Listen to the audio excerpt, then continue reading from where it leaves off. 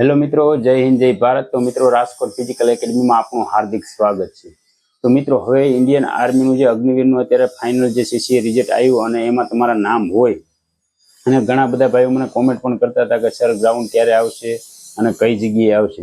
તો મિત્રો, હાલમાં અત્યારે કોઈ ઓફિશિયલ એવી નોટિફિકેશન આવી નથી, પરંતુ તમારું ગ્રાઉન્ડ ભાવનગરમાં આવવાની પૂરેપૂરી સંભાવના છે. અને તમારું ગ્રાઉન્ડ આ મહિનામાં તો નહીં પણ આવતા મહિનામાં તમારે બીજા અથવા ત્રીજા વીકમાં 100% આવવાની સંભાવના છે.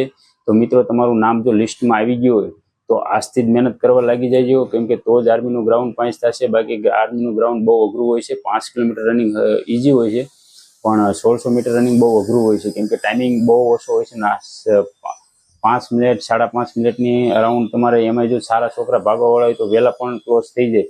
તો તમારે સારો એવો ટાઈમિંગ પણ લેવો જોઈશે, એટલે તમારે આજથી જ મહેનત કરવી જોઈશે. અને બીજું કે અમારી ચેનલને સબસ્ક્રાઈબ કરી નાખજો અને અમારી ચેનલમાં જોડાઈ જજો, કેમ કે હું હવે આર્મીના મેડિકલ કેવી રીતે ચેકઅપ થતા હોય છે તેનો પણ હું વિડીયો બનાવીશ. અને તમારે શું મેડિકલનો પ્રોબ્લેમ હોય તો તમારે એને શું કરવું જોઈએ, અને બીજું કે તમારે 1600 મીટરની ટ્રેનિંગ કેવી રીતે કરવી અને સારો એવો ટાઈમિંગ લાવવો, તો હું એ પણ વિડીયો બનાવવાનો છું.